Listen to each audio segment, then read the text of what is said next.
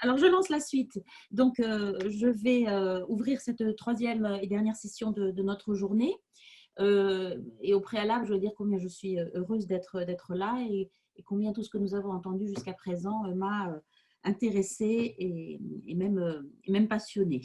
Alors, pour cette session que nous avons intitulée donc, Contrefaçon littéraire et fictionnalisation du réel, nous allons effectivement… Bon, je ne sais rien, absolument rien, Emmanuel, de ce cas Chiribo, nous en saurons plus dans une heure et quelques, mais en tout cas, pour les deux premières communications, nous allons nous tourner délibérément vers la littérature.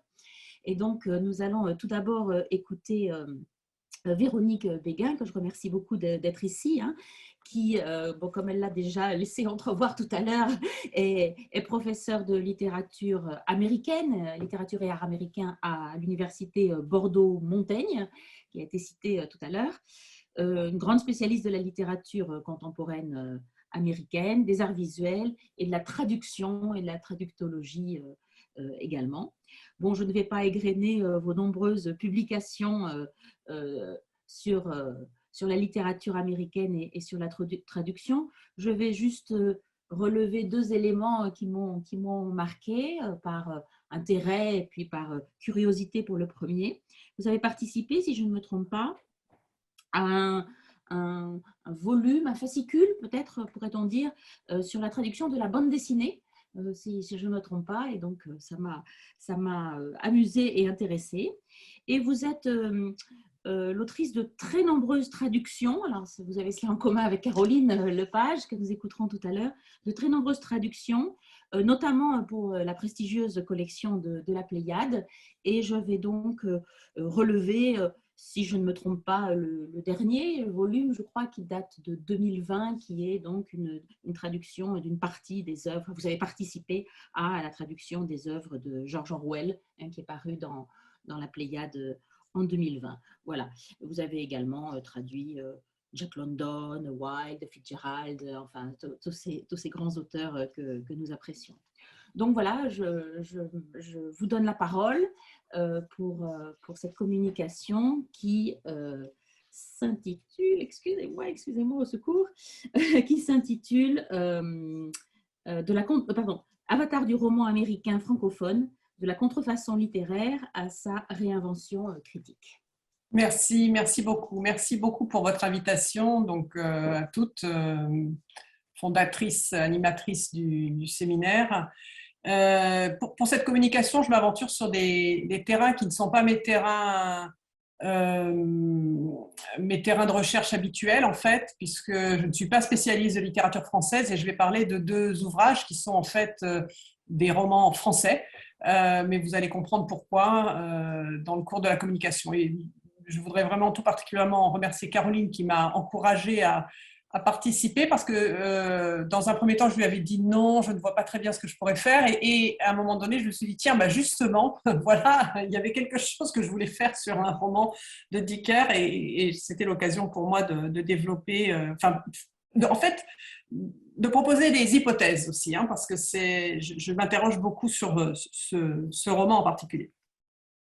Alors, à un an d'écart, respectivement en 2012 et 2013, sont publiés par deux auteurs francophones, alors Joël Dicker et Tanguy Viel, La vérité sur Harry Kéber, sur l'affaire Harry Kéber aux éditions de Fallois et La disparition de Jim Sullivan aux éditions de Minuit. Chacun à leur façon, Dicker et Viel s'emparent d'une mode alors assez présente dans le paysage littéraire français, celle du roman américain. Tous deux inscrivent ainsi leur démarche dans le cadre d'une reprise de codes fictionnels supposément américains, multipliant les stéréotypes et les clichés, et ce, dès le seuil que constitue le titre, où, comme vous l'avez vu, apparaissent des patronymes, sinon typiquement américains, du moins anglo-américains. Aux côtés des motifs qui se répandent de la vérité et de la disparition, propre à évoquer une intrigue policière et plus largement le topos romanesque de l'enquête. Ma propre enquête stylistique, intertextuelle et traductologique visera cependant à distinguer ces deux romans quasi contemporains l'un de l'autre et à en souligner les visées ostensiblement dissemblables, l'un pouvant être approché comme une mise à distance ironique tout autant d'un certain modèle romanesque américain que de ses contrefaçons dans le champ francophone, et je parle du roman de Vielle, quand l'autre, dont la langue même a de curieux relents de mauvaises traductions de l'anglais, peut se lire comme une forme d'imposture littéraire à visée foncièrement commerciale et apparemment dénuée de toute distance critique. Je parle du roman de Dicker. Je m'intéresserai du reste au contexte de publication et de réception, et notamment à la fortune commerciale et critique du roman de Dicker, qui met en lumière les gains aussi symboliques que pécuniaires que génère la contrefaçon littéraire. Alors, pour mieux comprendre ce que le roman américain francophone a de singulier, je vais faire un petit détour pour commencer par les États-Unis et par ce que le critique Lawrence Buell a nommé le rêve du grand roman américain. Au lendemain de la guerre de sécession émerge aux États-Unis le concept de Great American Novel, grand roman américain, plus tard surnommé GAN, l'acronyme GAN, par Henry James. Et ce concept est promis à une longue postérité médiatique et critique. Comme l'a souligné Buell, il relève plus du rêve, issu à l'origine d'un désir collectif de voir émerger une authentique littérature nationale capable de rivaliser avec d'autres littératures européennes notamment déjà installées. Sans équivalent en Europe, mais présent sur la scène littéraire australienne et plus largement en contexte postcolonial, ce rêve de grand roman américain paraît indissociable d'une aspiration à légitimer toute une culture ainsi qu'une identité nationale. Les médias et la critique s'en sont rapidement emparés, décernant ce titre au fil des ans à des œuvres aussi diverses que La lettre écarlate de Hawthorne, Moby Dick de Melville, La case de l'oncle Tom de Beecher Stowe, Les aventures d'Augie March de Saul Bellow, L'arc-en-ciel de la gravité de Pynchon, Beloved de Toni Morrison ou encore Pastorale américaine de Roth, pour n'en citer que quelques-uns. L'écrivain américain Philip Roth, dont il va être question plus loin, publie du reste en 1973 un roman qu'il intitule par dérision The Great American Novel.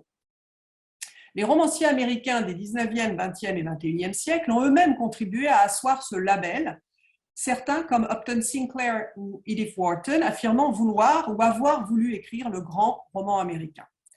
Dans l'étude qu'il consacre au grand roman américain, Buell le ramène à 4 scénarios, modèles ou recettes qui se métamorphosent au fil du temps et s'entrecroisent.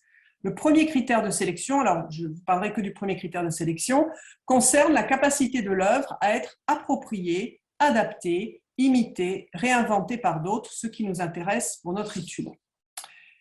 Tandis que le rêve du grand roman américain outre-Atlantique est étroitement lié dès l'origine à la construction et à la légitimation d'une identité et d'une culture nationale, on observe, du côté des écrivains francophones contemporains, dont il va être à présent question, un phénomène d'attraction vers un certain type, un certain modèle de roman américain, comme si la construction d'une identité nationale littéraire était secondaire et que se trouvait valorisée au contraire la capacité à s'approprier des modèles exogènes.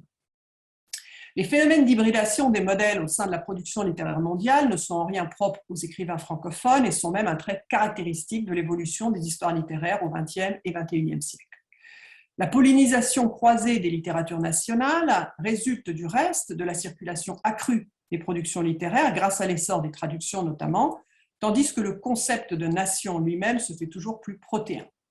Les cas qui m'occupent cependant ne paraissent pas relever simplement de ce vaste phénomène de migration et de pollinisation croisée des modèles et pratiques littéraires à l'échelle mondiale. Depuis une dizaine d'années, en France, on a pu en effet voir se multiplier sur les tables des librairies des romans que j'appellerais romans américains francophones, dont les traits communs sont d'abord leur cadre référentiel et leurs personnages américains, la préférence donnée à la forme de l'enquête, et puis les anglicismes et ou emprunts lexicaux présents à un degré plus ou moins élevé. On pense à Central Park du français Guillaume Musso, à la dernière des Stanfield du français Marc Lévy, à Helena du français Jérémy Fell. Mais le titre de pionnier du genre revient au Suisse Joël Dicker, alors assistant parlementaire, qui publie en 2012 La vérité sur l'affaire Henri Kléber, dont on peut gager que l'exceptionnel succès commercial, à ce jour, il en a vendu 5 millions d'exemplaires. Dans le monde. L'exceptionnel succès commercial a éveillé des vocations et initié cette déferlante de ce que j'appellerais des produits de contrefaçon. Dans un article paru en 2014, le critique et théoricien littéraire américain Frederick Jameson apparentait, pour les écrivains non anglophones, la traduction en anglais de leurs œuvres à une green card, cette carte de résident permanent accordée à certains citoyens non américains par les services d'immigration états-uniens. Alors, à défaut d'avoir l'assurance de se voir délivrer cette green card littéraire, gage d'une large diffusion au-delà des frontières du monde francophone, mais aussi, sans aucun doute, pour satisfaire le goût avéré du lectorat français pour le romanesque américain, un certain nombre de romanciers francophones contemporains semblent avoir opté pour le modèle du pseudo-roman américain, une sorte d'ersatz de roman made in USA, qui, s'il n'y manquait le nom d'un traducteur ou d'une traductrice, pourrait passer pour une traduction et assez souvent, curieusement, pour une mauvaise traduction, tant les anglicismes y sont légion, mais j'y reviendrai. Aussi peut-on conjecturer que la mode du roman américain francophone répond au premier chef au désir de garantir un succès commercial aux romans ainsi produits, à défaut de leur garantir un succès critique. Si le deuxième roman publié de Joël Dicker s'est vu décerner le Grand Prix de l'Académie française et le prix Goncourt des lycéens en 2012, il s'est vu de fait assez systématiquement éreinté par la critique littéraire française. D'un côté, Bernard Pivot et Marc Fumaroli en font un éloge appuyé, le premier dans le Journal du Dimanche, le second dans le Figaro littéraire. Mais, de son côté, dans le Nouvel Observateur, David Caviglioli parle d'un nanar et, je le cite, d'une puissante avalanche de clichés et de naïveté romanesque au pire sens du terme. Il ajoute que, je le cite toujours, ça ressemblerait vaguement à du Philip Roth si Philip Roth était scénariste au département fiction de TF1. Fin de citation. Raphaël Léris parle d'un honnête polar, où Dicker aligne les personnages bien connus, la serveuse mélancolique, le flic bourru, et les rebondissements entrecoupés de doctes de sentence sur la littérature. Fin de citation. Arnaud Vivian, de son côté, sans doute le plus sévère de tous, parle d'un roman de faux faussaires et de tâcherons admiratifs.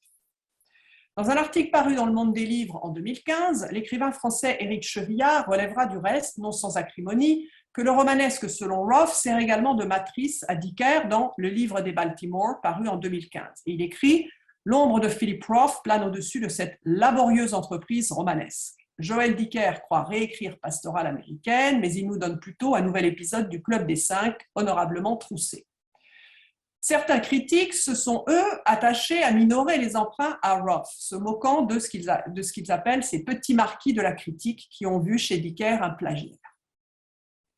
De fait, la pratique de l'hypertextualité en littérature n'a rien d'exceptionnel et ne relève pas à proprement parler du plagiat ni de la contrefaçon. Si occasionnellement j'emploie dans le cadre présent le terme de contrefaçon, il n'est pas à prendre au sens strict, c'est-à-dire quand le plagiat devient délit. Hélène Morel-Inda rappelle que jusqu'à la loi de 1957, les deux termes étaient utilisés indifféremment, le plagiat devenant ensuite contrefaçon dès lors qu'il atteint le degré de gravité propre au délit, tandis que le plagiat, lui, n'a pas d'existence juridique. Elle note en outre que la notion d'agissement parasitaire peut compléter celle de contrefaçon trop restrictive en prenant en compte le préjudice réellement causé et pas seulement la mesure de l'emprunt en soi. Mon propos, lui, ne se situera ni sur le plan de la mesure stricte des emprunts ni sur celui des préjudices causés. Du reste, même si les ressemblances entre la tâche de Philip Roth et la vérité sur l'affaire Harry Kéber de Joël Dicker sont frappantes, elles n'aboutissent pas à dessiner l'image d'une authentique contrefaçon. Tout au plus laisse-t-elle flotter l'impression d'avoir affaire à un mauvais décalque de l'original, dont il est par ailleurs permis de douter qu'il porte un quelconque préjudice à l'œuvre construite par Roth. Dicker ne se cache pas d'avoir de l'admiration pour Philip Roth, dont il est fier de posséder un exemplaire dédicacé de la Contre-vie et dont il a aligné les œuvres complètes en traduction sur les étagères de son bureau. Recevant le Grand Prix de l'Académie française, il déclare « Je pourrais dédier ce livre à Philip Roth, le seul écrivain encore vivant qui m'ait autant inspiré. » Qui est autant inspiré Dicker ou que Dicker est autant pillé. Car la tâche de Philip Roth, parue en 2000 et en 2002 dans la traduction de José Camoun, y apparaît au mieux comme une sorte d'hôte du deuxième roman de Dicker que celui-ci n'a de cesse de parasiter. Mettons de côté quelques détails qui peuvent sembler relever du simple hommage sous forme de clin d'œil. L'avocat de Harry Kéber s'appelle Benjamin Roth, à titre d'exemple. Le narrateur, Marcus Goldman, pratique la boxe, comme Coleman Silk, protagoniste de La Tâche, pratique qui, chez comme Coleman Silk, a tout à voir avec la pratique de l'imposture. On peut par ailleurs invoquer la tradition anglo-américaine du campus novel, au-delà de la similarité avec La Tâche, pour expliquer que le roman se déroule dans une petite ville universitaire, Aurora chez Dicker, Athena chez Roth. Autre clin d'œil appuyé. ou encore que le personnage éponyme de Harry Kéber soit un universitaire pris dans un scandale comme l'est le Coleman Silk de Roth. On commence toutefois à se demander si Dicker n'est pas tout simplement en panne d'inspiration, comme l'est du reste le Marcus Goldman qu'il met en scène, lorsqu'il choisit de donner à son roman la forme d'une enquête menée par un jeune écrivain, Marcus Goldman, donc, à la suite de la mise en accusation de son maître à penser, Harry Kéber, lequel, comme le Coleman Silk de Roth, sur lequel enquête Nathan Zuckerman, a entretenu une relation avec une femme beaucoup plus jeune que lui, nommée Jenny. Certains détails sont troublants tant ils font l'effet de greffons arrachés à l'univers de Roth, à la lumière desquels le roman de Dicker se réduit à n'être qu'un simple porte-greffe. Ainsi voit-on la mère de Jenny s'inquiéter de ce que Kéber, l'amant de sa fille, puisse être juif, non sans s'être préalablement réjoui qu'il ne soit pas, je cite, un affreux nègre. Et le narrateur de lui prêter alors les pensées suivantes. Soudain, une angoisse la saisit. Beaucoup de grands écrivains étaient des juifs. Et si Kéber était un juif? Quelle horreur, peut-être même un juif socialiste. Elle regretta que les juifs puissent être blancs de peau parce que cela les rendait invisibles. Au moins, les noirs avaient l'honnêteté d'être noirs pour qu'on puisse les identifier clairement. Mais les juifs étaient sournois. Fin de citation. Naturellement, tout lecteur de Roth reconnaît là un élément constitutif de la tâche qui puise pour son arrière-plan historique dans le phénomène du passing aux États-Unis, et dont le protagoniste, Coleman Silk, est un noir américain à la peau claire qui se fait passer pour un juif. Au titre des autres opérations de transplantation peu productives, voire contre-productives, on mentionnera l'évocation de l'affaire Clinton-Lewinsky au chapitre 28 du roman de Dicker, qui ne manque pas de rappeler la célèbre ouverture de la tâche. Donc, je vous épargne la longue citation comparée que j'avais préparée. Je vous la fournirai ultérieurement si vous voulez, mais en tout cas, quand on compare les deux, on a l'impression d'avoir affaire à une mauvaise adaptation, non pas une belle infidèle dans l'esprit des traductions-adaptations françaises des XVIIe et XVIIIe siècles, mais je dirais une réécriture de Roth façon San Antonio. S'il s'agit de célébrer le génie de Roth, Dicker pense-t-il véritablement lui rendre hommage en le pillant ainsi et en dénaturant au passage son œuvre? Une bonne traduction de la tâche, qui existait alors déjà, ne vaut-elle pas toutes les réécritures, a fortiori quand la réécriture va de pair avec l'accumulation de clichés? En somme, n'est pas Joyce qui veut, et la vérité sur l'affaire Harry Kéber n'est pas l'Ulysse de l'illustre Dublinois. Le plagiat, parce qu'il tente d'occulter son modèle afin de cacher le pillage, note Hélène Morel-Indard, tend du même coup à neutraliser les marques textuelles et a fortiori les effets de style qui permettent de reconnaître la signature d'un auteur. Fin de citation. De fait, le style de Dicker n'est en rien comparable à celui de Roth. En revanche, et c'est peut-être ce qui m'intéresse le plus dans cette histoire, il présente des caractéristiques qui apparentent le texte à un pastiche d'un genre nouveau, comme on va le voir à présent. Il se donne en effet par endroits à lire comme une traduction de l'anglais peu réussie, ce qui ne laisse pas de surprendre de la part d'un écrivain francophone. Le porch américain se voit traduit par Porsche systématiquement, quand il s'agit en réalité, comme les anglicistes le savent, d'une galerie terrasse en bois qui se situe tantôt à l'avant, tantôt à l'arrière des maisons, voire en fait le tour. Ici, ce sont donc des personnages qui en attendent un autre sous le porche de sa maison, ce qui est peu compatible avec l'architecture locale. Là, un protagoniste, de manière cette fois totalement irréaliste, en reçoit un autre sous son porche en pantalon de golf où il partage un verre. Ce calque lexical est fréquent dans des traductions de mauvaise qualité, mais on ne l'attend pas dans un roman francophone. Ailleurs, il est écrit qu'une femme est, je cite, dans le début de la cinquantaine, qu'une autre ressentit des crampes dans son ventre, qu'une autre encore fit jouer un disque d'opéra. Certains agencements font soudainement émerger le spectre de l'anglais, comme dans le cas de l'adjectif curieusement antéposé du groupe nominal « la très inconnue équipe de course à pied du lycée ». Autant de calques de l'anglais que tout traducteur professionnel, voire tout professeur d'anglais correcteur de version, ne peut manquer de repérer. N'importe quel éditeur de littérature traduite les aurait du reste corrigés. Mais un journaliste rapporte que Bernard de Fallois, emballé par le roman, n'aurait trouvé que quelques corrections mineures à apporter. Des expressions suisses romandes non exportables. Dans le monde composite de Dicker, quoi qu'il en soit, on boit de la limonade, servie dans un pichet de limonade préparé avec soin avec des glaçons en forme d'étoile, des écorces de citron et des feuilles de menthe. On reconnaît ici ce qu'on appelle aux États-Unis lemonade et qui ne ressemble en rien à la limonade en bouteille qu'on sert en France et ailleurs. Une jeune fille est décrite comme faisant 5,2 pieds de haut, 100 livres. On porte des pantalons et non un pantalon. Enfin, le texte du roman n'est pas exempt de bizarreries dans les choix de temps prêtés au narrateur qui, à l'instar des moins rigoureux de nos étudiants versionnistes et de certains traducteurs français censément professionnels, mais particulièrement négligents, mêlent narration au passé composé et narration au passé simple, sans aucune véritable cohérence logique. Je vous donne juste un exemple. Je finis par raccrocher dépité, passé simple. Je me sentais très seule, parfait, tout va bien. Je me suis installée dans le bureau de Harry, un passé composé. Je mis en marche mon enregistreur et j'aurais écouté sa voix, passé simple. Il y a là une incohérence tout à fait caractéristique des traductions de l'anglais mal relues, typique d'un traducteur qui aurait tergiversé au moment de trancher entre passé composé et passé simple pour traduire des verbes au prétérit dans un passage narratif et aurait fini par laisser subsister sur la page la trace de ses hésitations. Et pourtant, ce roman ne relève pas officiellement de la traduction. Familière du roman de Roth, La Tâche, j'en ai aisément reconnu dans le roman de Dicker des traits de l'intrigue et des détails curieusement, voire maladroitement greffés.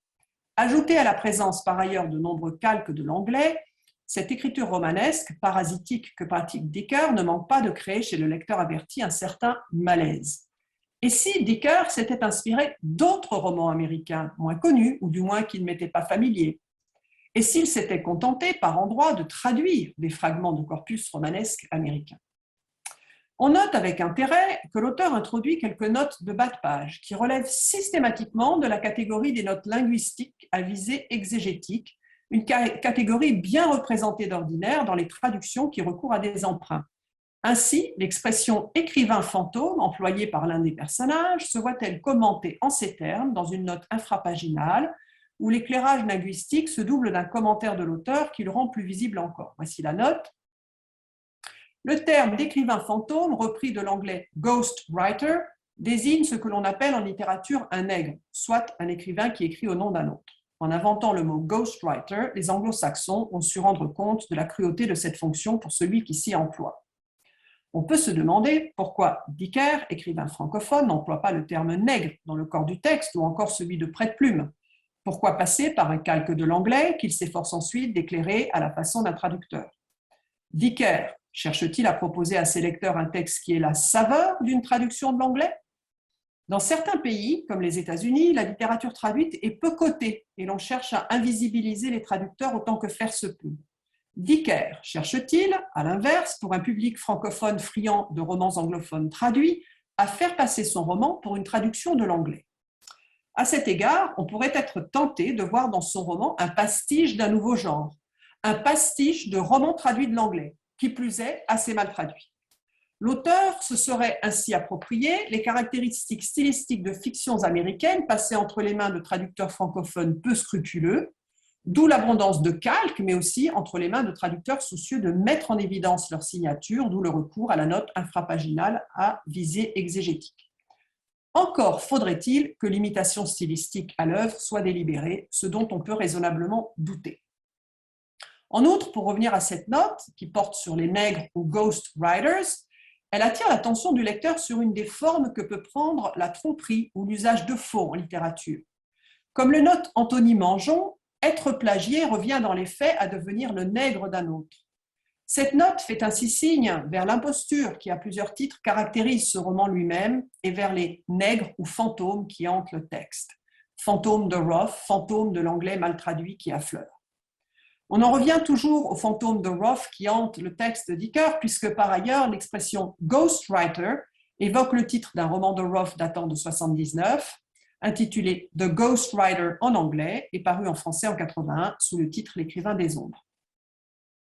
À cet égard, que Dicker fasse de son personnage principal un jeune écrivain en mal d'inspiration qui a compris que, je cite, tout n'était finalement qu'une question de faux semblants et qui se dit, je cite à nouveau, pleinement conscient de ses impostures, ne suffit pas à faire de son roman une habile mise en abîme de l'imposture et à exonérer l'auteur de sa propre inclination pour le plagiat. Tout autre est l'ambition de Tanguy Viel, dont le 6e roman, publié en 2012, est autrement plus habile et intéressant.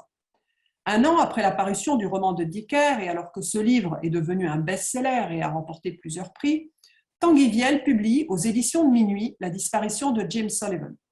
Le titre même évoque en creux celui de Dicker, la disparition d'un personnage au patronyme américain se trouvant au cœur de l'intrigue du roman de l'écrivain suisse.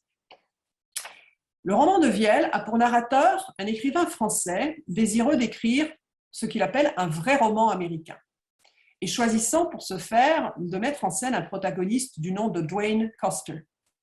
Le narrateur explique dès le premier chapitre qu'il a fini par, je le cite, « trouver la France trop statique, trop pétrifiée d'une certaine manière, en tout cas inadaptée aux besoins d'air qu'il a intensément ressentis à un moment de sa vie et qu'il a commencé à respirer en lisant des romans américains. » Il précise par ailleurs qu'il cherche à écrire désormais un roman international, de ceux, dit-il, qu'on trouve traduits dans toutes les langues du monde et qui se vendent dans beaucoup de librairies. Le projet littéraire de cet écrivain-narrateur se trouve ainsi d'emblée corrélé à une aspiration à être largement traduit et à bien vendre son livre. Le narrateur fait explicitement apparaître, du reste, dans le cours du récit, la stratégie du décalque qui est la sienne. Il note par exemple que, je le cite, « J'ai remarqué cela dans les romans américains, que le personnage principal en général est divorcé. » Plus loin, il note « J'ai remarqué cela aussi dans les romans américains, que toujours un des personnages principaux est professeur d'université. » Et il note encore qu'il n'est pas question de déroger aux grands principes qui ont fait leur preuve dans le roman américain. On voit ainsi s'esquisser le double modèle qui inspire le narrateur-écrivain d'une part et Tanguy Viel lui-même d'autre part. Le narrateur a pour modèle et pour cible parodique un certain nombre de romans américains relevant de la catégorie du campus novel, auquel appartient en partie La Tâche de Roth. Viel, quant à lui, semble avoir pour cible, satirique cette fois, un roman comme celui de Dicker évoqué précédemment, pseudo-roman américain écrit par un écrivain francophone dont l'ambition paraît se résumer à appliquer des recettes garantissant le succès commercial et la large diffusion de son œuvre. L'écriture, écrit Maxime Decoux à propos du récit du narrateur, est par avance une écriture mimétique et aliénée qui convoite un modèle sans tenter d'inventer quelque chose de neuf. Fin de citation. Le roman de Viel, quant à lui, met ainsi constamment en lumière et à distance cette écriture aliénée qui caractérise les romans de certains de ses contemporains, dans lesquels la contrefaçon tient lieu de projets littéraires et le produit commercial d'œuvres littéraires. Et si, comme l'écrit Pivot, Bernard Pivot, Joël Dicker trace un portrait à charge de l'édition américaine, c'est d'un certain segment de la littérature et de l'édition française que Viel semble, quant à lui, tracer un portrait à charge. Le modèle de roman américain sur lequel s'appuie le narrateur de Viel reste cependant flou dans ses contours. Decoux écrit qu'il fonctionne comme une contrainte gratuite dont les codes ne sont pas toujours appliqués par goût personnel, mais pour souscrire impérativement à ce genre présumé, même quand ils ne font pas sens. Ainsi, par exemple, le narrateur décide d'adopter des flashbacks et il explique qu'il ne les aime pas trop, mais qu'il savait qu'il faudrait en passer par là, qu'en matière de roman américain, il est impossible de ne pas faire de flashbacks, y compris des flashbacks qui ne servent à rien. De fait, le roman de Viel est aussi un roman sur la lecture et sur l'écriture, une sorte de prologue à lui-même qui procède notamment par hypothèse. Je vous en donne un exemple. Si j'étais un vrai romancier américain, c'est sûr que j'en aurais profité pour raconter dans le détail la vie de Ralph Amberson. Parce que là, oui, il y aurait eu de l'Amérique en barre. Dans Iceberg, un essai publié en 2019, Tanguy Viel écrira du reste qu'il imagine toute la littérature comme ça, interminable préface à elle-même, attendant toujours et infiniment que cela arrive. Ulysse de rentrer à la maison, Achab de rencontrer sa baleine, Marcel de devenir écrivain, comme si rien jamais ne s'était écrit d'autre que l'appel d'un livre rêvé et décrit dans l'attente de sa vision même, fantôme par anticipation en quelque sorte. Fin de citation. Quand le roman de Dicker paraît hanté par le fantôme de La Tâche de Philip Roth, celui de Viel, comme l'a souligné Maxime Decoux, nous fait le récit de l'écriture d'un roman américain, mais peut-être uniquement pour nous parler de la difficile disparition d'un modèle fantôme chez un lecteur fasciné. L'univers du roman de Viel étant gagné par la spectralité, et notamment celle du grand roman américain. On identifie ici et là les fantômes du Walden de Thoreau, du Moby Dick de Melville, qui hantent le texte de ce narrateur spécialiste de littérature américaine du 19e. À ces livres s'ajoutent d'autres romans dont son rival est spécialiste. C'est, comme le dit Christine Marcandier, et j'aime beaucoup cette formule que je lui reprends, un tombeau dans son sens le plus littéraire, un hommage, une réécriture à la manière de ces auteurs aimés ou mis à distance, entre pastiche et exercice d'admiration. C'est avant tout aussi, de mon point de vue, un exercice ludique, comme le montre notamment l'usage que Viel fait de ce qu'on appelle les realia. J'ai parlé tout à l'heure des curieux effets de traduction et des calques que j'ai relevés dans le roman de Dicker. Et à ces effets répondent dans le roman de Vielle des emprunts lexicaux à l'anglais et le greffage de réalia, ce qu'on appelle les réalia ou les références culturelles ou les culturels en traduction, qui sont à la visée au premier chef immersive, comme pick-up ou home run. Et je voudrais m'arrêter sur ce dernier emprunt qui est lié à l'univers au lexique du baseball, qui se trouve éclairé par un commentaire du narrateur, une incise métalinguistique à fonction didactique mais aussi ludique. Voilà l'incise. Si le batteur, et j'écris, frappe assez fort la balle pour qu'elle quitte les limites du terrain, si aucun joueur de l'équipe adverse ne parvient à l'intercepter, si donc le dit batteur peut parcourir les 3 bases du diamant, ainsi qu'on nomme la partie du terrain en question, avant de revenir dans le marbre, ainsi qu'on nomme la place initiale du batteur, en même temps que chaque baseman avance d'autant, s'il se passe tout ça, alors oui, il y a home run. On peut voir dans cette incise explicative une parodie des notes de bas de page qu'on rencontre dans certaines traductions de romans américains. Vielle joue ainsi avec les codes, comme il n'a cessé de le faire depuis ses premiers romans. J'en viens à ma conclusion. On voit bien que le roman de Vielle ne relève pas de la falsification, le type de réécriture parodique où il puise, plutôt se révélant dans l'exhibition constante du modèle et dans l'exacerbation d'une dimension comique liée à l'outrance et aux effets de caricature. Tandis qu'à aucun moment il n'y a du prix de la part de l'auteur, tant le propos de l'œuvre est ostensiblement critique, ne serait-ce que par la mise à distance ironique par l'auteur de la méthode et des procédés de son narrateur. En revanche, on est tenté, au terme de cette esquisse d'enquête, de situer le roman de Dicker, quant à lui, à la périphérie du plagiat, dans cette nébuleuse du faux, où la falsification tient de la duperie et paraît gouvernée au premier chef par une logique de profit et de rentabilité, plus que par un désir de faire œuvre. Outre que le roman puise largement dans les motifs majeurs ou accessoires de la tâche de Philip Roth, il ne se démarque du style de Roth que pour s'approcher du modèle douteux de la mauvaise traduction de l'anglais, en quoi il s'affiche, que ce soit de propos délibérés ou non, comme une manière de pastiche. On peut ainsi opposer l'épuisement de l'invention chez l'un à la réinvention créative chez l'autre, à partir de 2 romans qui peuvent s'aborder pour l'un comme un texte s'affichant comme un texte original et se lisant comme une traduction maladroite, voire un pastiche de traduction maladroite, et un hypertexte flirtant avec le plagiat, et pour l'autre, donc le roman de Vielle, comme une manière de traduction réflexive à visée métatextuelle, parodique et satirique tout ensemble, s'affichant délibérément comme une fausse et vaine traduction. Dicker, s'en tenant à une imitation servile et sournoise, ne s'affranchit pas de ces fantômes littéraires. Vielle en met en scène la possibilité de les exorciser et de s'en émanciper. Comme l'écrit encore Maxime Decoux, la disparition de Jim Sullivan pourrait être un texte sur l'impossibilité d'écrire un roman américain, voire sur le comment ne surtout pas écrire un roman américain en s'échinant à en écrire un. On peut s'interroger sur l'intérêt que peut trouver le lectorat francophone à préférer la copie à l'original. Et par original, j'entends ici non pas les romans américains en langue originale, mais bien les œuvres américaines traduites en français, dont la traîtrise légendaire, traduttore, traditore, dit-on, paraît un peu paradoxalement sans doute moins avérée que celle d'un ersatz de littérature américaine tel que peut l'être le roman de Dicker ou ceux de ses épigones. La mystification inhérente à l'activité de traduction se double, comme le savent les traducteurs, d'une loyauté sans faille à 2 maîtres.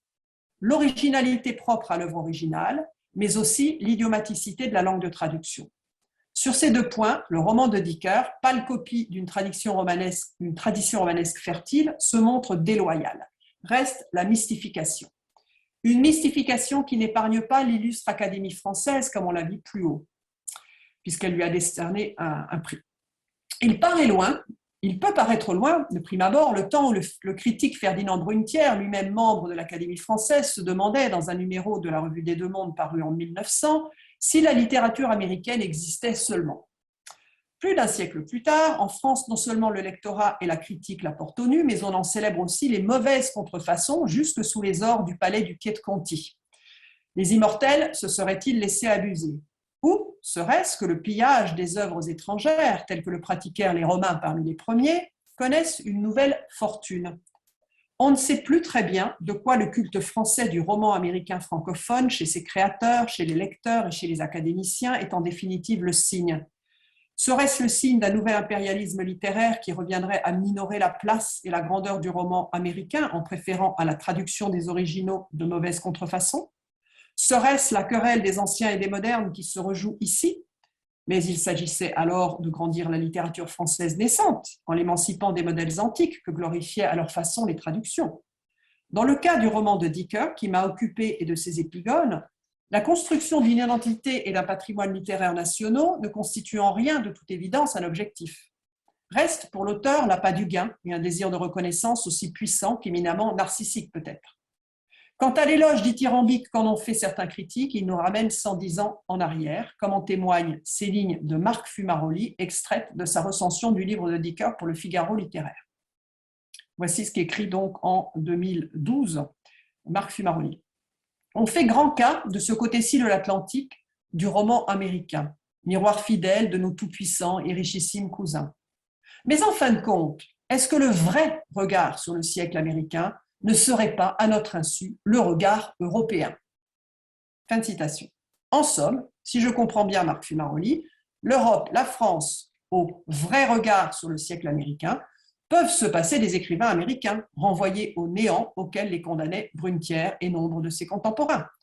À condition, toutefois, ce que ne perçoit pas le moins du monde Fumaroli, que nos cousins américains, comme il les appelle, continuent d'alimenter les faussaires de l'Hexagone et des bords du lac Léman en intrigues et en recettes romanesques lucratives. Je vous remercie.